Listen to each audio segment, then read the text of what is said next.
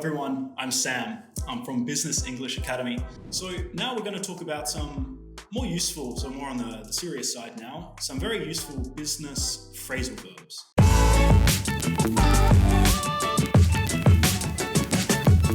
Phrasal verbs, you look at them and it's never ending. Where does it end? There's always phrasal verbs for every situation. But I find a good way to learn phrasal verbs is to think of one particular topic, for example, cooking or cars, something like this, and then learn all the phrasal verbs about that. That's just my personal. But anyway, so with business phrasal verbs, I've chosen 5, which are pretty useful and very common. First one, you should probably know, it's come up with. Come up with. Some phrasal verbs have, one preposition, so just come up, but some of them have 2, come up with. And it might be a bit more complicated, but it's fine. This one is really common. Come up with just means to create something from nothing, okay? Did you come up with an idea? Did you create an idea?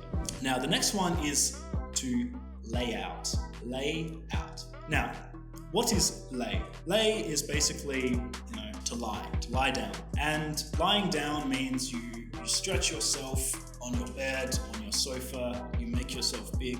And you can also lay things on the table, essentially. And, so the table, the documents, the papers, everything is like stretching on the table. So to lay out something means to basically have something like some compact idea and basically make it presentable or make it shown to everyone in the room. So put it all on the table. So what do I mean by that? Some examples. For example, I will lay out the rules. So the rules were essentially like in this little thing, and if I lay out the rules, they're on the table and now they are clear and I will lay them out. The next one is to bring up. You've probably heard this before.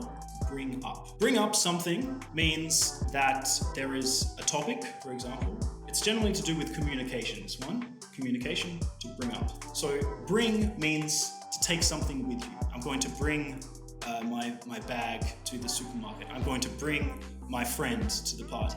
I'm going to bring my lunch to work. And to bring up means you bring something that's down, you bring it up. So something that is sort of hidden, maybe a topic that no one is talking about, you bring it up for everyone to hear. And the next one is and this one's very interesting, sift through. Sift generally means when you have lots of documents or you have to do a lot of reading about lots of different topics, or you have to read so many pages and then get all the information and put the information into, just a few thousand words or just a few pages. You can say, I was sifting through documents all night. The last one is follow up on. You might have heard this before, follow up. For example, as a noun, follow up, you could say, I have some follow-up questions. And follow up as a phrasal verb, follow up on, means basically something was said and you want to sort of follow. So something was said here, and when you follow, you go after that. So you follow the question. So for example, let's say that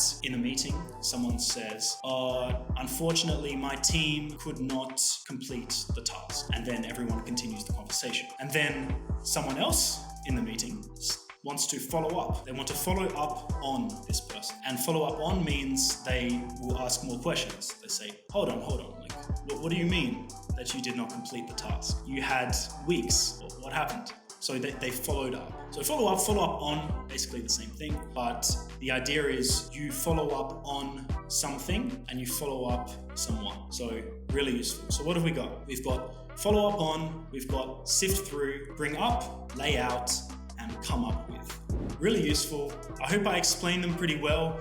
Again, for native speakers, phrasal verbs can actually be a bit difficult to explain because we just use them so naturally. But you can try and use them yourself.